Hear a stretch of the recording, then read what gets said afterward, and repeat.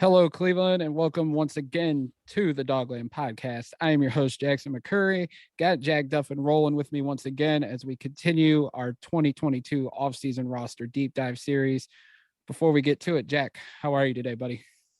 I'm excited. We're more or less getting through the shows. It's the last sexy positions to chat about. Sorry, O-lineman.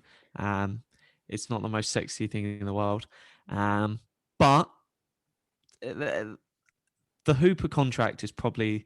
Luckily, I don't have any hair anymore because I'll be pulling my hair out the stuff I see negotiated about it. So we'll put that to bed. And if you don't understand, jump over to my Twitter. 2 minutes.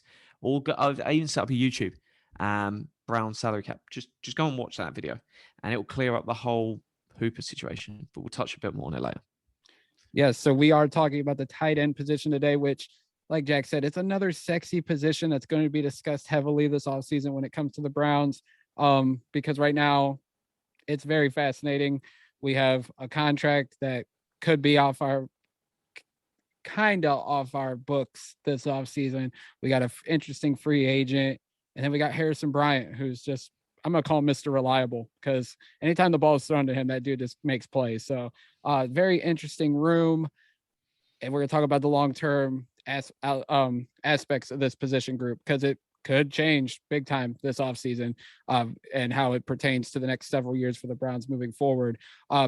Just so everybody knows, we're doing position groups every Monday and Wednesday. We have a podcast episode. Monday, we just did wide receiver. Go check it out. We also have an article that Jack writes for thedogland.com that also drops every Monday and Wednesday, depending on the position group. So today's Wednesday. You're listening to the tight end episode. Go check out the article that correlates with this podcast episode over at thedogland.com.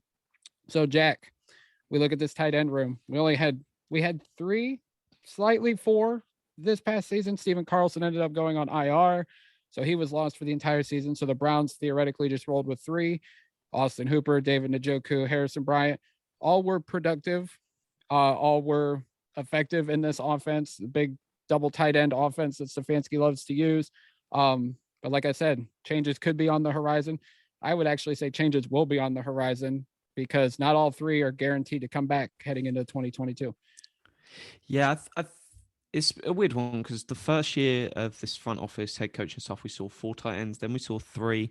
And yeah, who knows which way it's going to break down. My gut feeling says it will be 3, just because, as we spoke about, hey, they'll probably want to keep the extra quarterback, and that more or less might be where that position then moves to.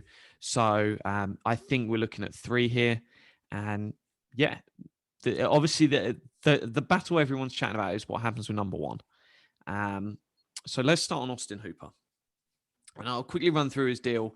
But there's other stuff I've done. Go watch the YouTube video, as I alluded to. 2 minutes of your life. And if you want to pause this episode, go listen to that and then jump back. Perfectly makes sense. Knock yourself out. But effectively, they backloaded his deal. So when people are looking at the dead cap, that was basically his just salary for 2020, 2021. It's not real money and tangible stuff. The only 2 things in his salary that are left to actually be paid to him is $9.5 million this year in base salary, and next year $9.5 million in base salary. Neither of those are guaranteed, so they can walk away. And lots of people look at it. It's $11.25 million is what's left there from his signing bonus in the first year, his option bonus last year, and whether you keep him or not, that money's still there. And lots of people think, oh, we'll just keep him for 1 year and then that 11.25 million's gone and then you can cut him for nothing. No, actually, that just drops to 7.5 million.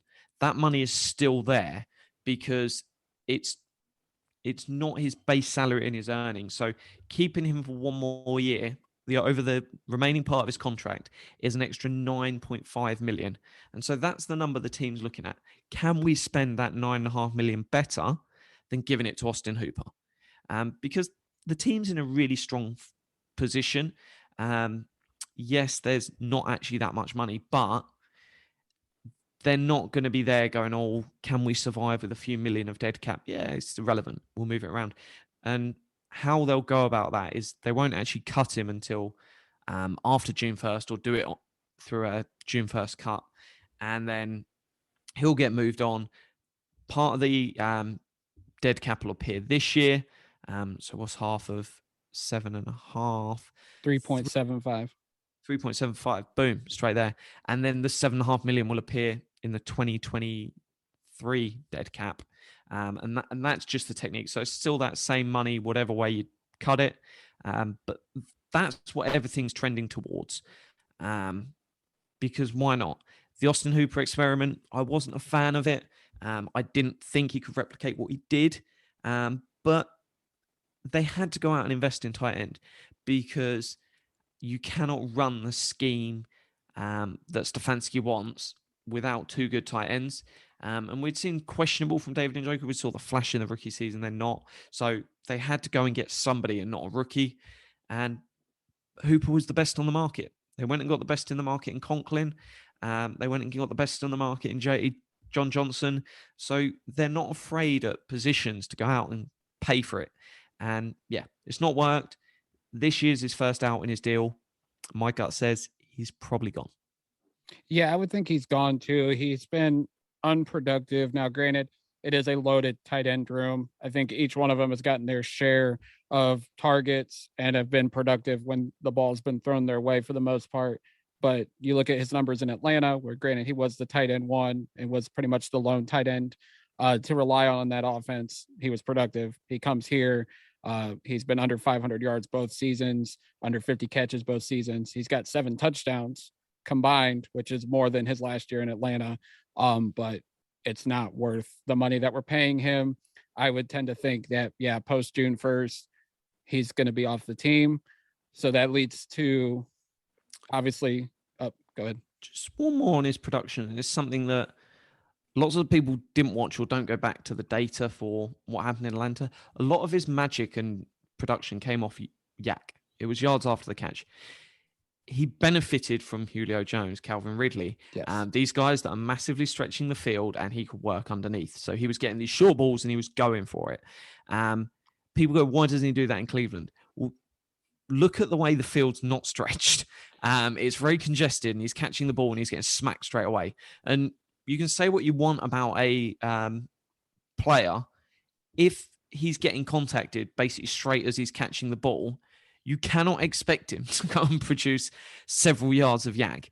Yeah, occasionally it will happen. A defender bounces off him or something. But he was given a lot of space to roam, and that the wide receiver room has let him down. Yes, has he underperformed 100%, but it isn't all on him. That is true. And that's, me just looking at his numbers and saying, yes, he's been underproductive. But you're right. In Atlanta, he did benefit from 2 solid playmakers in Julio Jones and Calvin Ridley. In Cleveland, he hasn't had that because 2020, Odell was hurt. And then you're relying on guys like Landry, Higgins, Peoples-Jones to try to, give him room to, to get the yak. And then obviously this year, the OBJ drama, and you're relying on those same wide receivers from a year ago. And it wasn't beneficial to him. Maybe this isn't the right spot for him to show his abilities, but I think you and I are both in agreement. He's not for long in Cleveland. If he's here post June 1st, I would be shocked. I think that's fair to say for both of us, that if he's still here, that means something drastically altered their plans for the tight end room. Yeah, no, there's one scenario, and I chatted this before the show. You've said, so I would say I'm about 90% chance that he's gone. So I'm not 100% guaranteeing, boom, he's out. I think there's, in a weird way, a better chance of him hanging around than Landry. And the one reason, and we'll get on to Njoku in a second, but if you listen to the last show about the wide receiver room, they're going to go out and invest in one wide receiver free agent. What they could do in a weird way is go, well, we don't really want to give like 10 million to any of these other names at wide receiver. Let's sort of make Njoku one last year of, you'll play half tight end, but you'll actually play half slot receiver. And they could pay Njoku, keep Hooper for one more year to allow for a transition. And it gives room for these wide receivers to develop, because what they don't want to do is put 2 free agents above the entire class.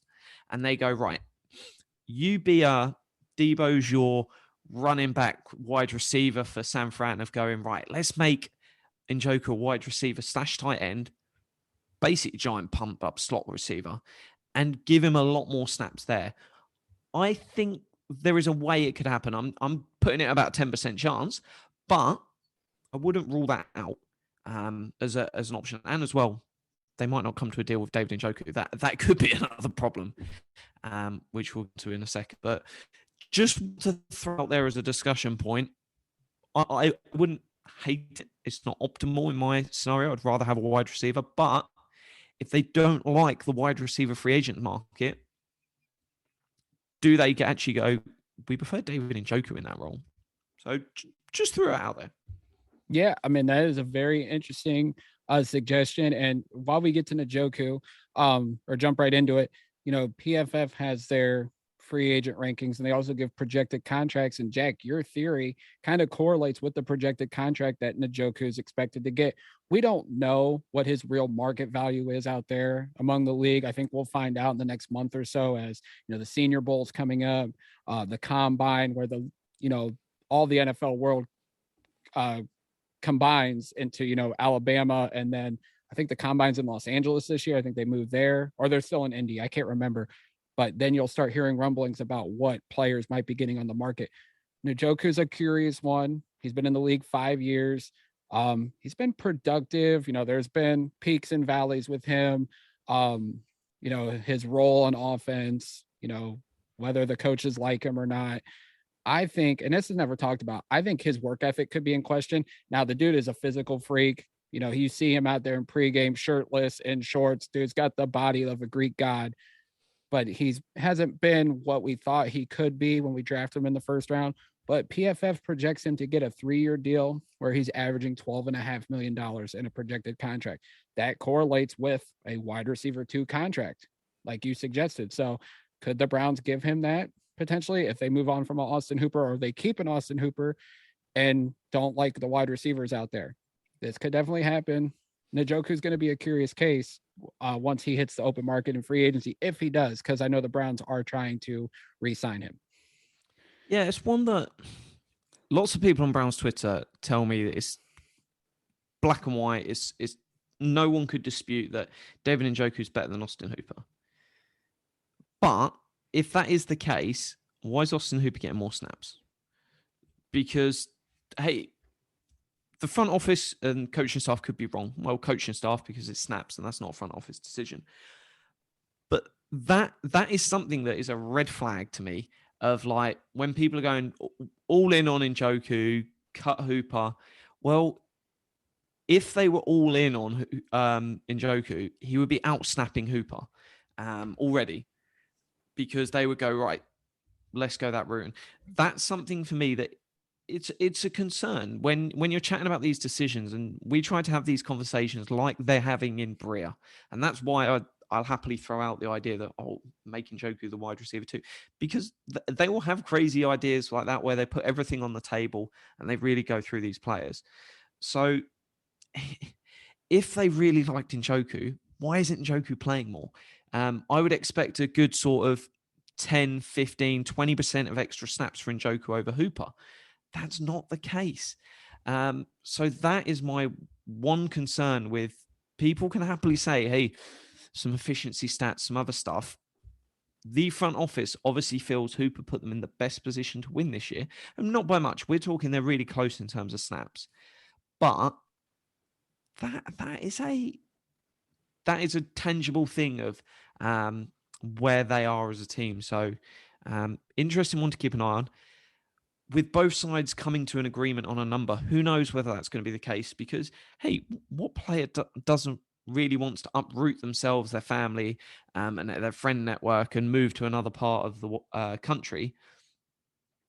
Not that many players. It's got to be going bad for you in where you live that you do want to move. So if a team's going to make you and offer you the number you want, great. It's a really good free agency class at tight end. But is it a really good class when we get to the first day of bidding on these guys? Because lots of them could be signed, kept in town. If we're talking about the top of that market, it's around the 12 million range. Well, a franchise tag is 10.8. So do these teams actually go, we're not going to extend you, we're just going to tag you and let's see what you do for a year?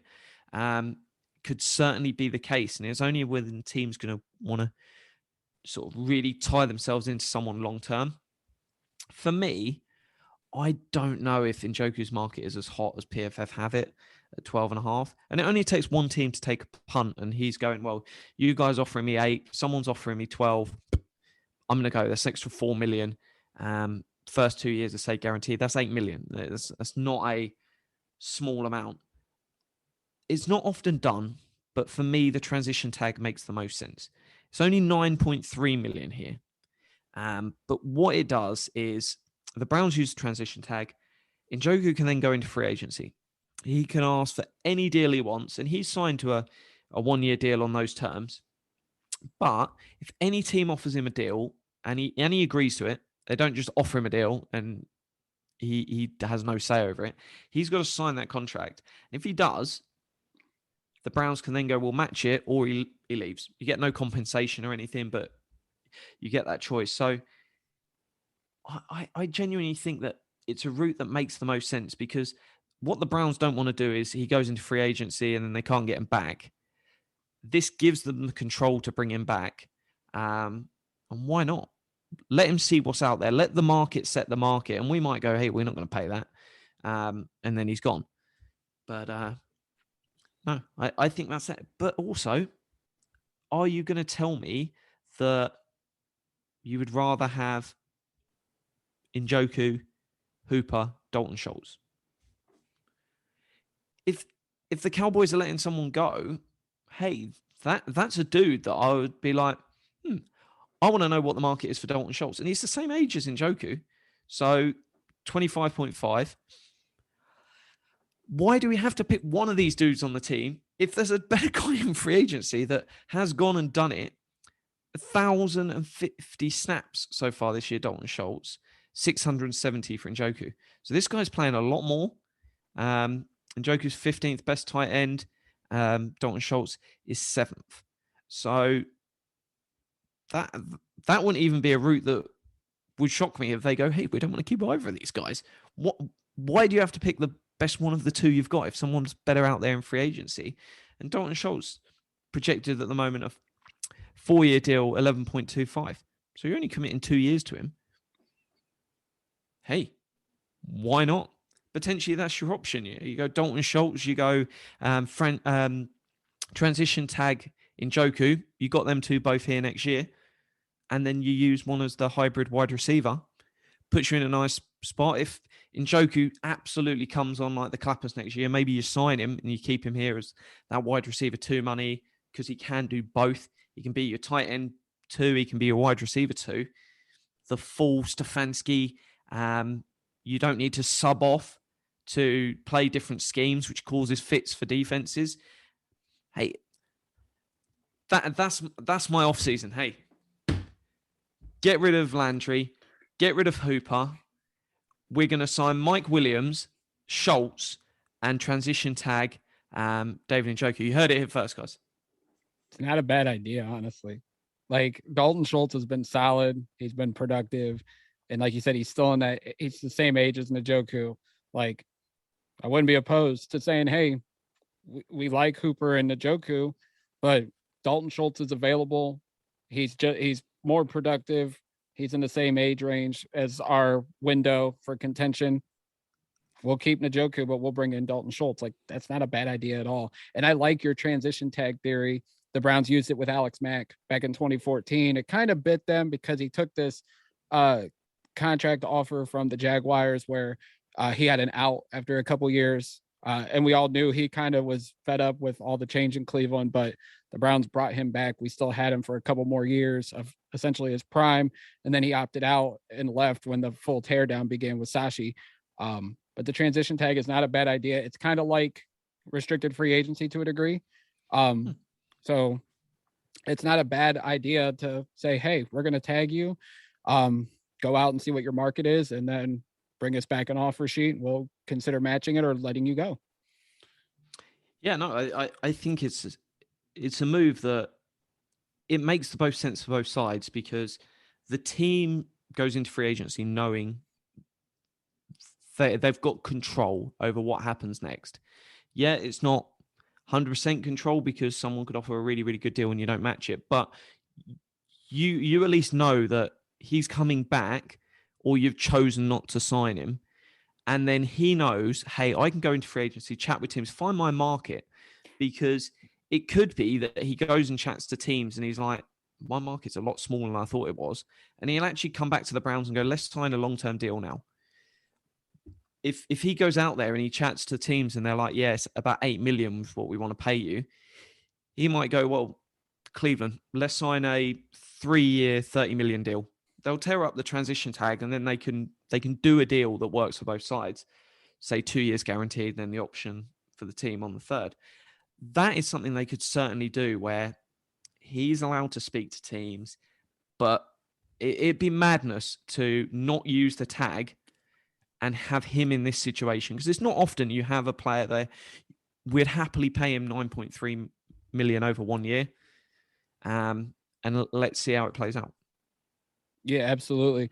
Going to tight end 2, 3, essentially. Harrison Bryant, Browns drafted him in the 4th round in 2020, and he's been solid for him. Like, as a tight end 3, as a blocker, he's been solid against when it comes to pass blocking. Run blocking, he took a slide this past season. But when it comes to the receiving aspect, whatever they've given him, he's performed. Like, both years he's had over 200 yards. His catch percentage is around 68%, and he scored 3 touchdowns in both seasons. Couldn't ask for much more out of a 4th round pick who's the tight end 3 in this system. I like Harrison Bryant.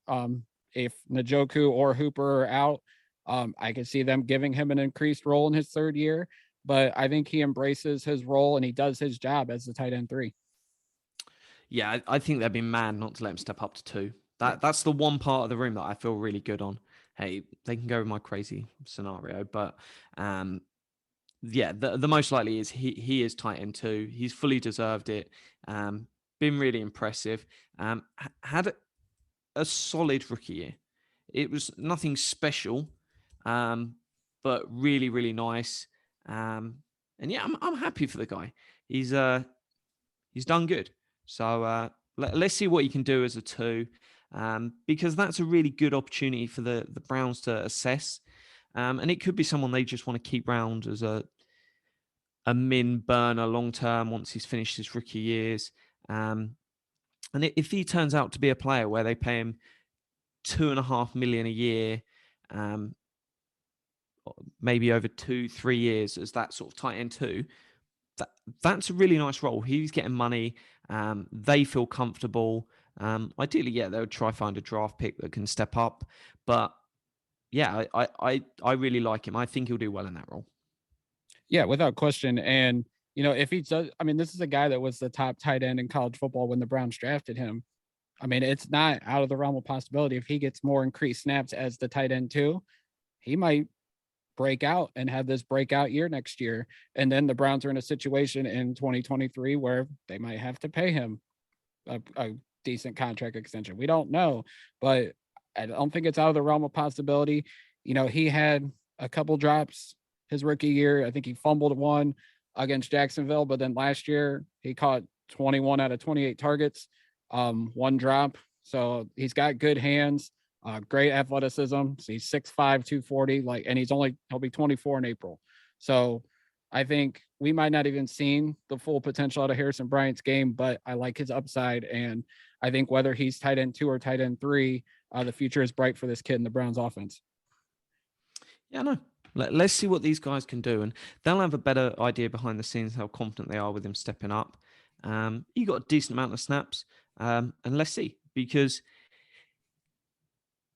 yeah, let's say he gets 10 million, that you've got 10 million in Njoku, 9.5 in Hooper, and a rookie deal on Bryant. It's like, well, is that worth 9.5 million, the difference between Bryant and Hooper? No.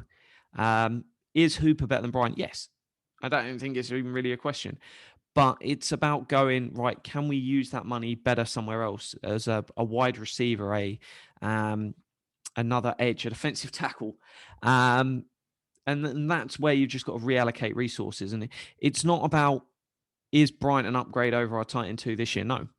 Bryant's not better than Njoku. But give these dudes an opportunity and move the money to somewhere else where it's really, really needed. So, good luck to the guy. Let's see what he can do. And it might not work out. And in a year's time, we'll bust him down to Titan 3 for a year and we'll find someone else to bring in.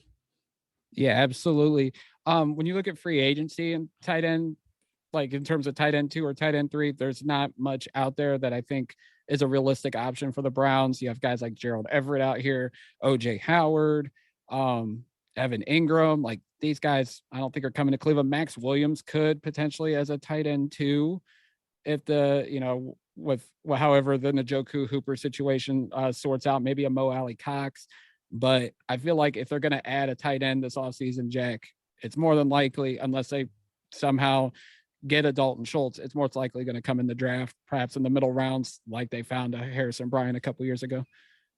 Yeah, they might bring in a dude like in free agency where they pay him like $100,000 in guaranteed money, and he's got like a 1.5 million deal, some absolute ringer, and a nobody.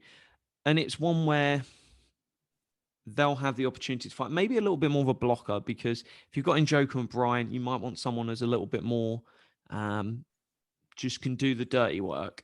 And then just sort of, it gives you that option that you don't need to draft someone, because they'll want to have some dude on the roster that they feel confident enough.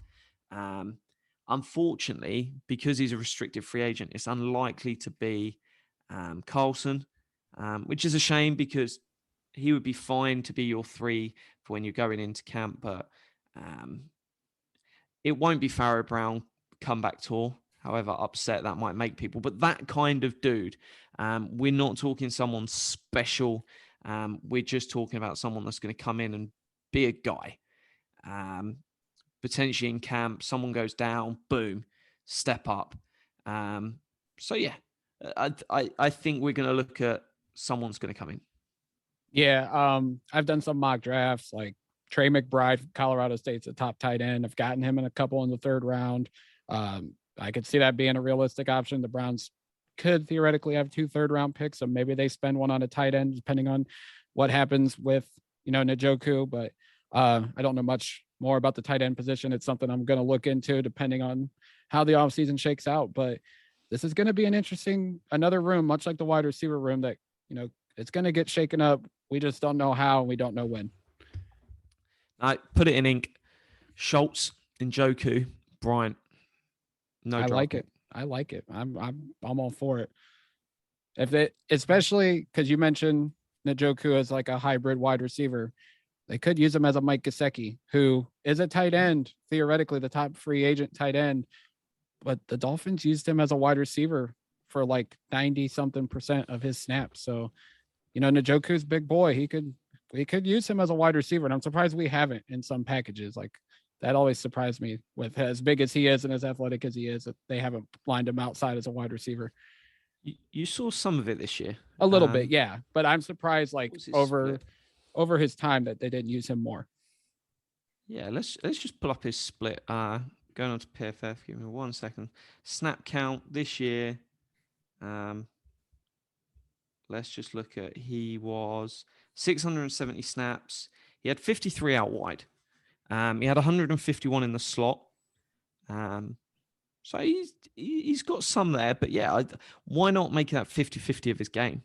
And I just think that gives defenses fits of, they see we'll match up against the Browns, right? They're playing 2 tight ends. It's more likely to be a run. And suddenly Njoku goes out into the slot. Hunt transitions from the running back into the slot. And suddenly you've got, 2 dudes wide. Say Mike Williams one side. You've got 1st round Drake London the other side. You've got inline Hooper or Schultz. You've got Njoku one side, Hunt the other side in the slot. That is tough to match because that's started off pre-snap as looks like a run. You've got 2 tight ends in there, 2 wide receivers and a running back, and suddenly you've got 5 out wide. And when we had no one in the backfield, we actually played quite well with Baker this year. We were quite an efficient team. So mix it up. I'm selling myself on the idea. I like it. I think it's a fascinating idea. The things the Browns have done the last couple of years have certainly been fascinating. So I'm interested to see how Njoku plays out. But we are both in agreement. We don't think Austin Hooper will be a Brown and come 2022 week 1. So this is definitely going to be an interesting off season for the wide receiver and tight end room. So definitely check everything out we got going at the Dogland. Jack's pumping out articles every Monday and Wednesday. So far, quarterback, running back, wide receiver, and now tight end. And then next week we get beefy. We're talking about offensive line. Jack. Yeah, I think they're split into 2. Did you split relying on my memory? I think it's going to be split into 2. So I think we're going to do tackle one day and interior the other. Yeah, why not? That's all right. We like to have fun. We'll break it up. We'll split the beef up, Jack. We'll just. Yeah. There's a lot of dudes to talk about. There is, and that honestly, offensive line is kind of interesting as well. You said it's not a sexy position that people talk about a lot, but it's another position group where changes are coming. Change is coming, certainly. Yes. When we're very unlikely to have the same 5 dudes going in this season as last season, and that's for a range of different reasons. Absolutely. As we wrap things up, plug the series, plug your Twitter, and we'll get on out of here. So go read the articles. It's the Dogland. Let me know, hey, this is your mix. Hey, tweet me. I want anyone listening, tweet me their views on the idea of Schultz in Njoku. That's my challenge to you guys this week. So at Jack Duffin, tweet me your views. Yes, Schultz and Njoku. No, Schultz and Njoku. And that's not saying have the idea that let's have both next year. And that whole features into the whole Cooper situation. They might get rid of Cooper and keep him. But that is the question I want you guys to let me know. So tweet me at Jack Duffin and let me know, is it yes or is it a no? And where can they find you? They can find me on Twitter at Jack McCurry08, the Dogland at the Dogland. If you guys listen to us on Apple Podcasts, leave us a review. Leave us a review on Spotify because that's an option now. And just share, subscribe wherever you listen to the podcast. We really appreciate everybody that still listens to us nearly 5 years in. And until next time, Browns fans, as always, go Browns. Go Browns.